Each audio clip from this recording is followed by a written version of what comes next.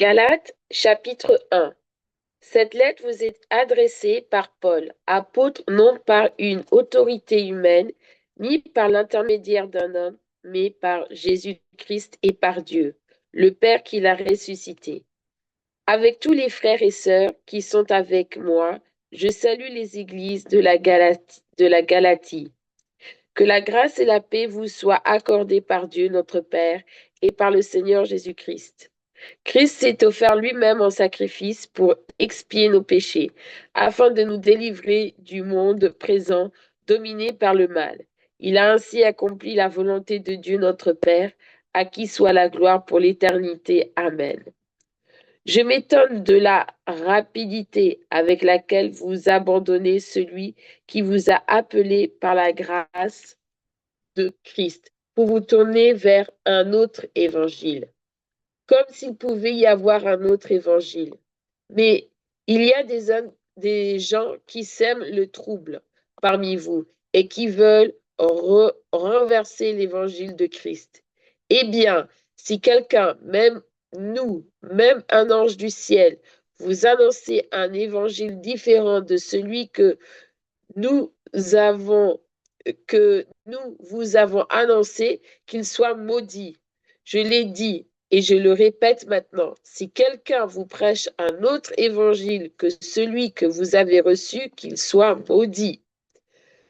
Qu'en pensez-vous maintenant? Est-ce la faveur des hommes que je recherche ou celle de Dieu? Mon désir est-il de plaire aux hommes? Si je cherchais encore à plaire aux hommes, je ne serais pas serviteur de Christ.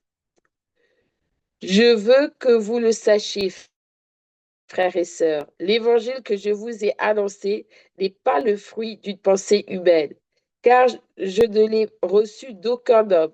Personne ne me l'a enseigné. C'est Jésus-Christ lui-même qui me l'a fait connaître par une révélation. Vous avez entendu parler de ma conduite passée quand j'étais adepte du judaïsme. Vous savez avec quel fanatisme j'ai persécuté l'Église de Dieu dans le but de la détruire. Dans la pratique du judaïsme, j'allais plus loin que la plupart des Juifs de ma génération et j'étais bien plus zélé qu'eux pour les traditions que j'avais reçues de mes ancêtres. Mais Dieu m'avait mis à part dès avant ma naissance et dans sa grâce, il m'a appelé à le connaître. Aussi, dès qu'il lui plut de se révéler en moi son Fils pour que je l'annonce aux non-juifs, je n'ai consulté personne. Je ne me suis même pas rendu à Jérusalem pour rencontrer ceux qui étaient déjà apôtres avant moi, mais je suis parti pour l'Arabie. De là, je suis retourné à Damas. Ce n'est que 3 ans plus tard que je suis allé à Jérusalem pour faire la connaissance de Pierre, chez qui je suis resté 15 jours. À part lui et Jacques, le frère du Seigneur, je n'ai rencontré aucun autre apôtre. Dieu m'est témoin que je ne mens pas, que je ne mens pas en vous écrivant cela. Ensuite, je me suis rendu dans les districts de la Syrie et de la Cilicie. Mais les chrétiens des églises de la Judée, je ne connaissais pas personnellement. Ils avaient seulement entendu dire, celui-ci autrefois nous persécutait, prêche maintenant la foi qu'il voulait détruire. Et ils louaient Dieu à mon sujet.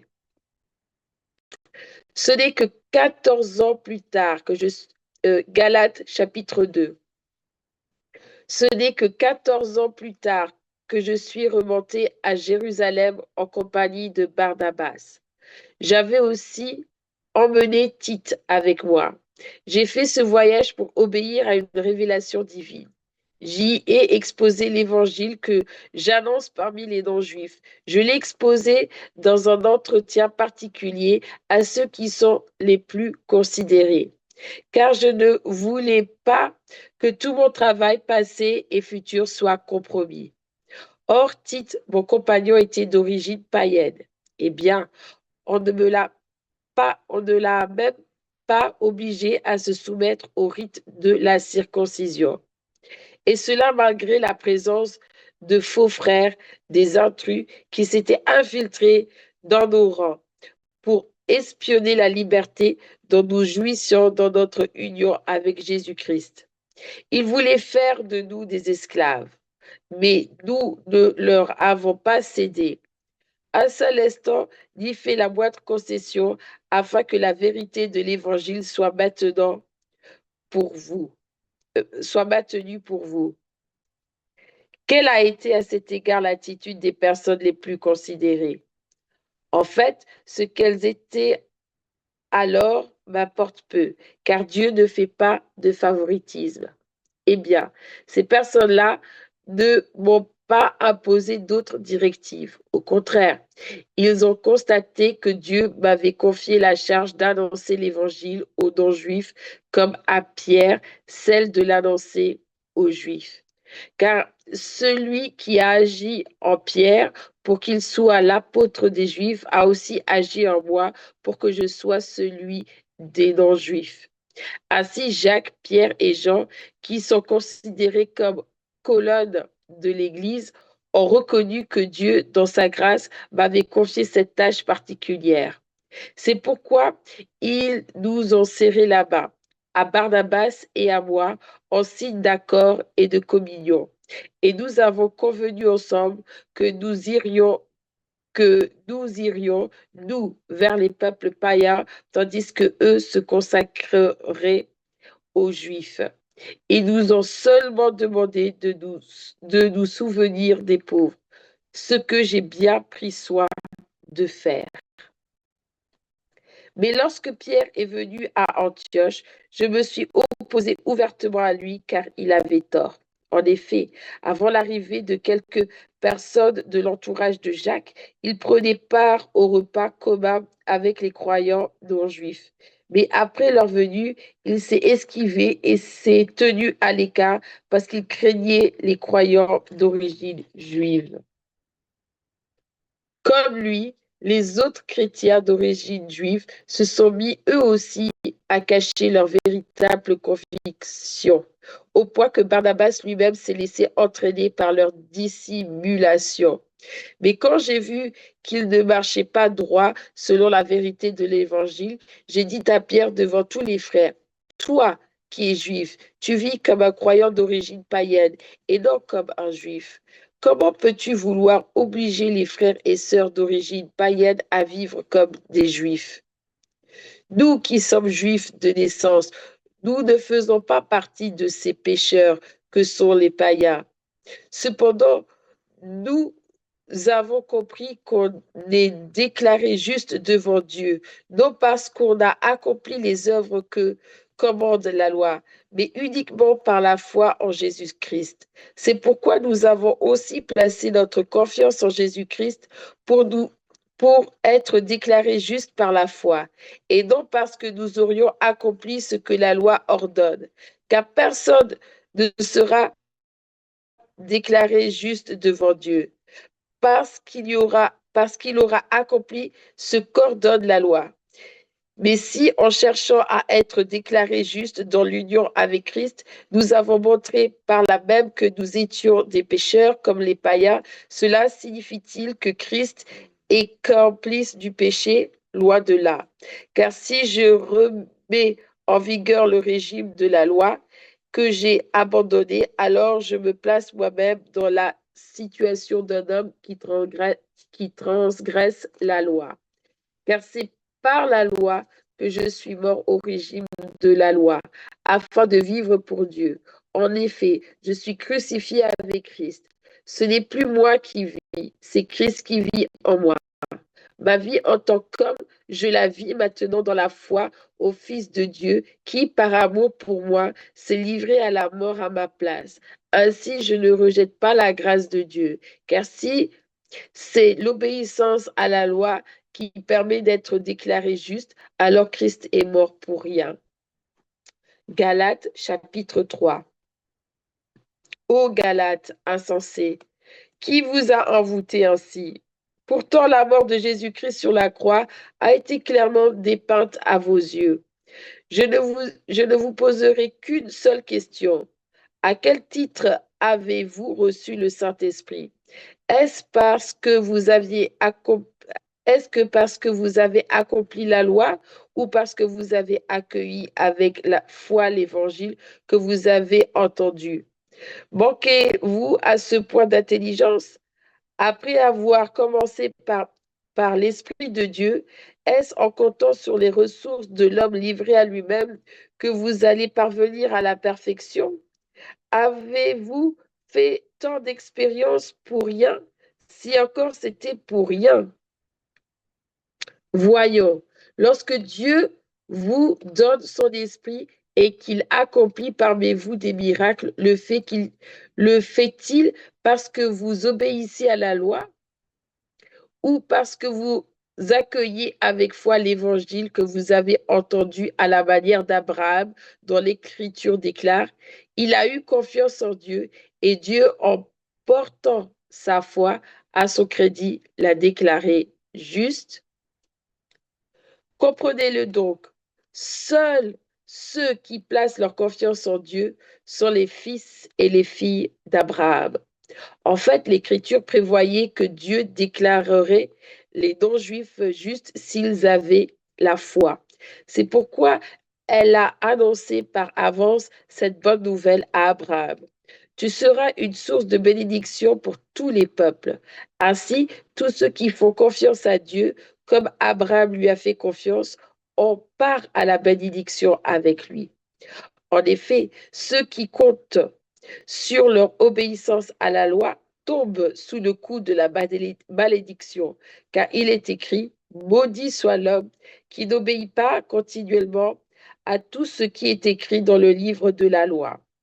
Il est d'ailleurs évident que personne ne sera déclaré juste devant Dieu grâce à son obéissance à la loi, puisque l'Écriture déclare, le juste vivra par le juste vivra grâce à la foi. Or, le régime de la loi ne fait pas dépendre de la foi la justice de l'homme devant Dieu. Au contraire, il obéit à cet autre principe. Celui qui appliquera ses commandements vivra grâce à cela. Christ nous a libérés de la malédiction que la loi faisait peser sur nous, en prenant la malédiction sur lui à notre place. Il est en effet écrit, maudit est quiconque est pendu au gibet. Jésus-Christ l'a fait pour que grâce à lui, la bénédiction d'Abraham s'étende aux non-juifs et que nous recevions par la foi l'Esprit que Dieu avait promis. Mes frères et sœurs, prenons un exemple de la vie ordinaire. Lorsqu'un homme a rédigé son testament en bonne et due forme, personne ne peut l'annuler ou y ajouter quoi que ce soit. Or, c'est à Abraham et à sa descendance que Dieu a fait ses promesses. Il n'est pas dit et à ses descendants comme s'il s'agissait de plusieurs lignées.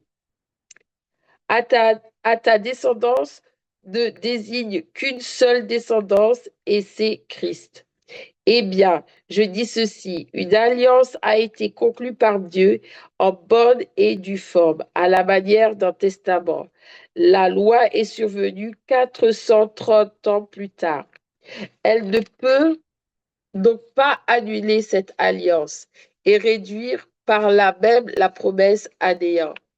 En effet, si l'héritage du salut dépend de l'accomplissement de la loi, il ne repose plus sur la promesse. Or, c'est bien par une promesse que Dieu a accordé sa faveur à Abraham. Mais alors, pourquoi la loi? Elle a été ajoutée pour mettre en évidence la désobéissance des hommes à l'ordre divin et le régime qu'elle a instauré devait rester en vigueur jusqu'à la venue de la descendance d'Abraham que la promesse concernait.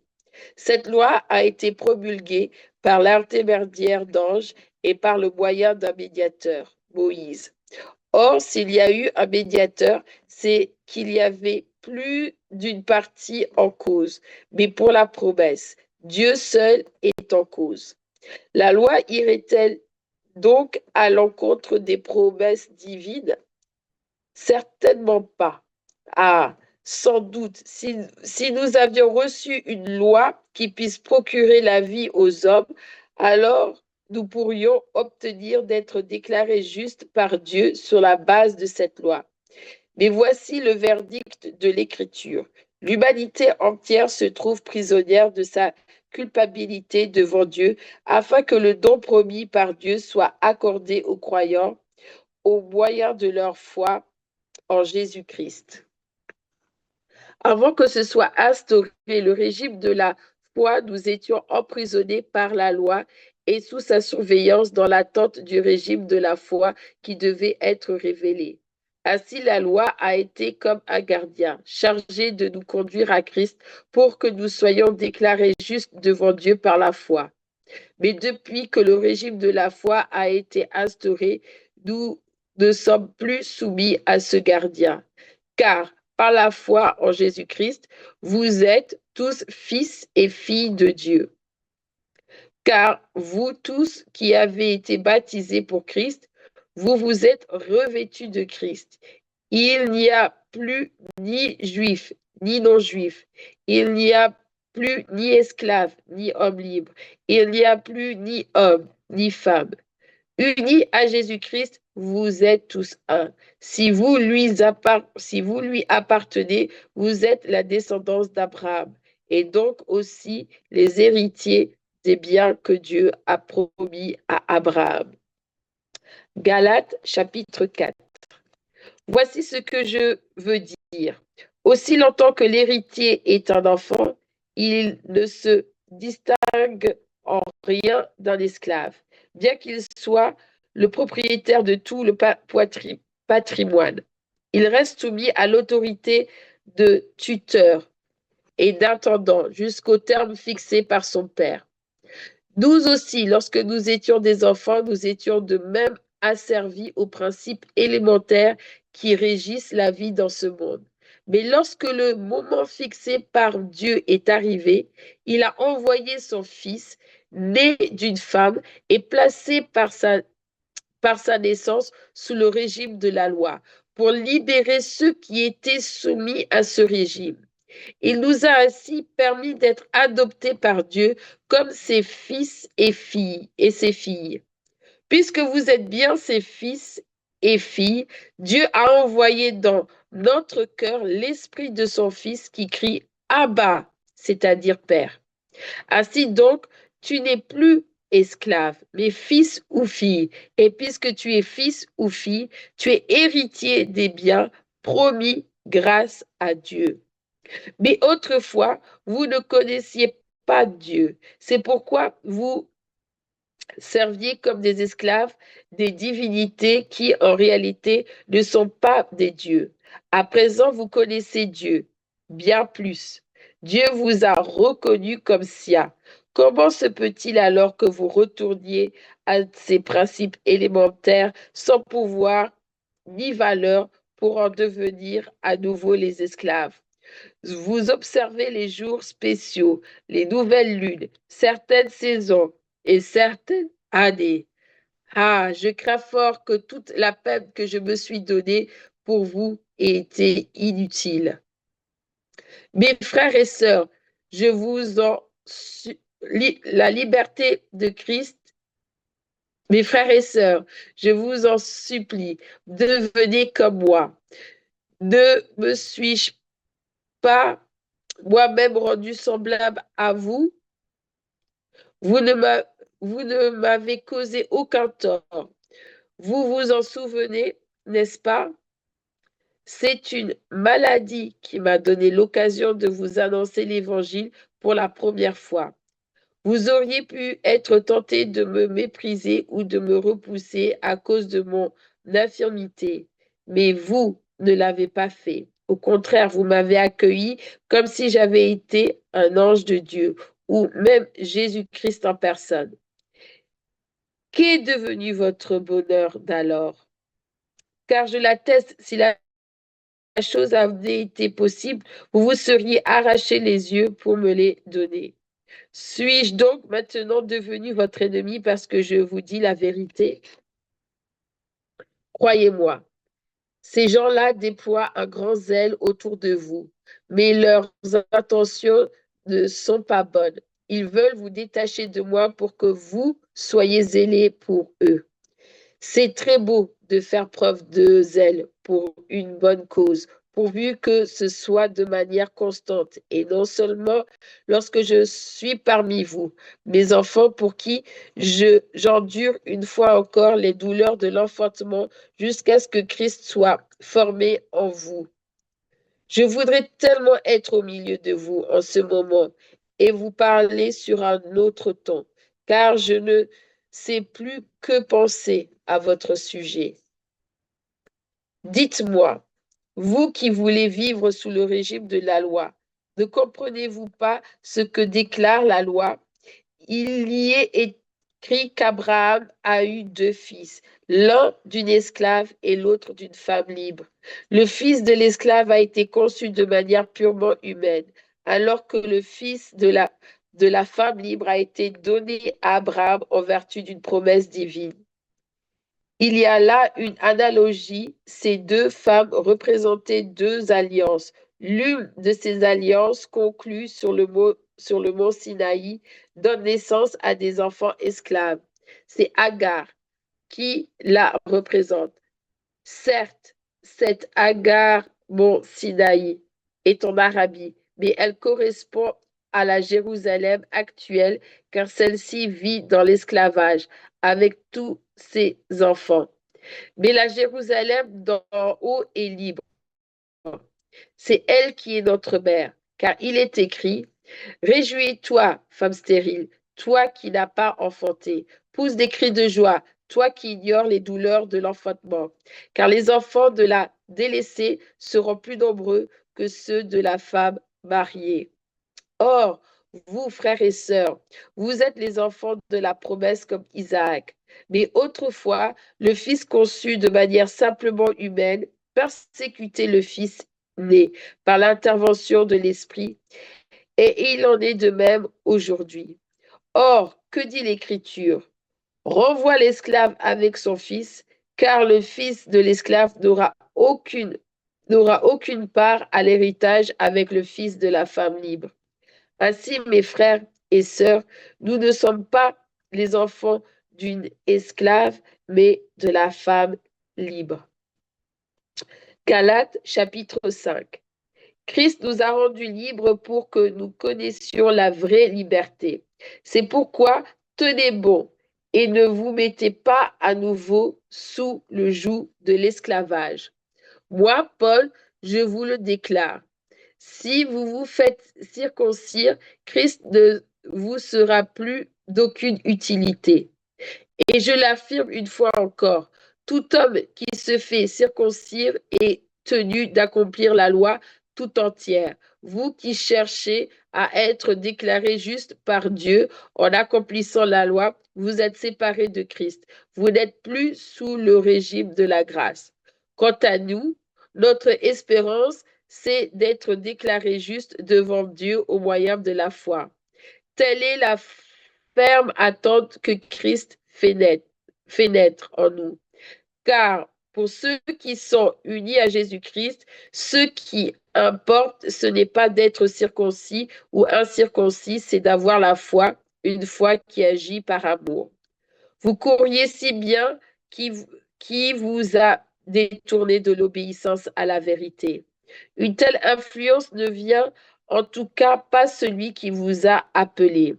Il suffit d'un peu de levain pour se faire lever toute la pâte. Pour moi, voici l'assurance que j'ai à votre sujet à cause du Seigneur. Vous ne penserez pas autrement que moi. Mais celui qui jette le trouble parmi vous, quel qu'il soit, recevra son châtiment. En ce qui me concerne, frères et sœurs, si je prêchais encore la nécessité de se faire circoncire, pourquoi continuerait-on encore à me persécuter? Car alors le message de la mort de Christ en croix n'aurait plus rien qui puisse susciter l'opposition.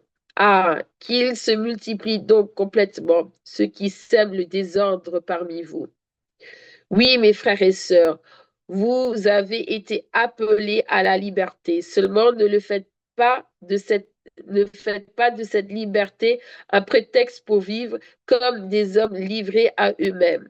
Au contraire, par amour, mettez-vous au service les uns des autres, car la loi se trouve accomplie tout entière par l'obéissance à cette seule parole. Tu aimeras ton prochain comme toi-même. Mais si vous blessez les uns les autres, et si et si vous vous entre-déchirez, prenez garde, vous vous détruirez mutuellement. Je vous dis donc ceci, menez votre vie dans la dépendance du Saint-Esprit et vous n'obéirez pas aux désirs qui animent l'homme livré à lui-même, car ces désirs sont diamétralement opposés à ceux de l'esprit. Et l'esprit a des désirs qui s'opposent à ceux de l'homme livré à lui-même. Les deux sont opposés l'un à l'autre. C'est pourquoi vous ne pouvez pas être votre propre maître. Mais si vous êtes conduit par l'esprit, vous n'êtes plus sous le régime de la loi. Tout le monde voit bien ce qui procède de l'homme livré à lui-même. L'immoralité, les pratiques dégradantes et la débauche, l'adoration des idoles et la magie, les haines, les querelles, la jalousie, les accès de colère, les rivalités, les dissensions, les divisions, l'envie, l'ivrognerie, les orgies et autres choses de ce genre. Je ne puis que répéter ce que j'ai déjà déclaré à ce sujet. Ceux qui commettent de telles actions n'auront aucune part à l'héritage du royaume de Dieu. Mais le fruit de l'esprit, c'est l'amour, la joie, la paix, la patience, l'amabilité, la bonté, la fidélité, euh, la maîtrise de soi. La loi ne condamne certes pas de telles choses. Or, ceux qui appartiennent à Jésus-Christ ont crucifié l'homme livré à lui-même avec ses passions et ses désirs. Puisque l'Esprit est la source de notre vie, conduisons-nous selon sa volonté. Ne soyons pas vaniteux et évitons de nous provoquer les uns les autres et de nous jalouser mutuellement. Galates chapitre 6. Frères et sœurs, si quelqu'un s'est laissé surprendre par quelque faute que quelque faute, vous qui vivez selon l'esprit, ramenez-le dans le droit chemin avec un esprit de douceur. Et toi qui interviens, fais attention de ne pas te laisser toi-même tenter. Aidez-vous les uns les autres à porter vos fardeaux. De cette manière, vous accomplirez la loi de Christ. Celui qui s'imagine être quelqu'un d'important, alors qu'en fait il n'est rien, s'abuse lui-même. Que chacun examine ce qu'il accomplit lui-même.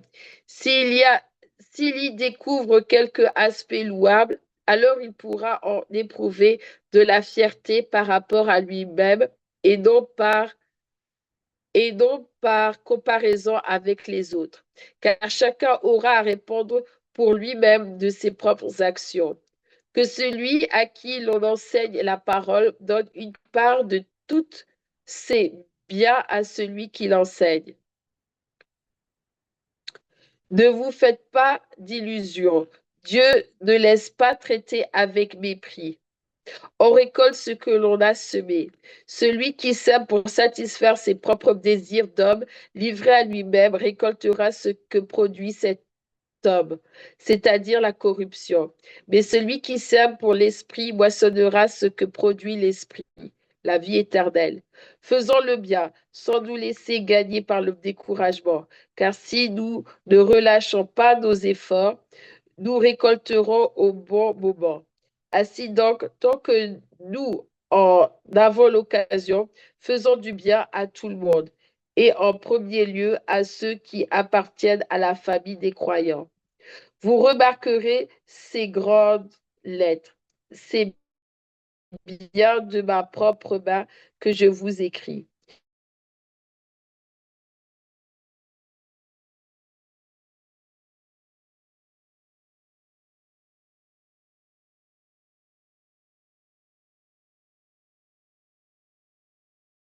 circoncision n'observent pas la loi. Eux non plus. S'ils veulent vous faire circoncire, c'est pour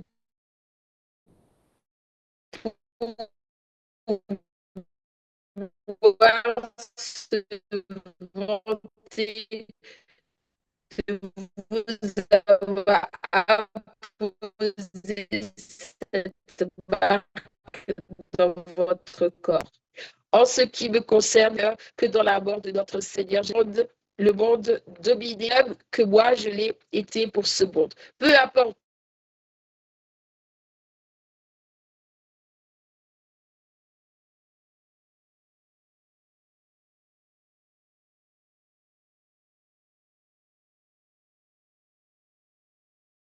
Israël de Dieu.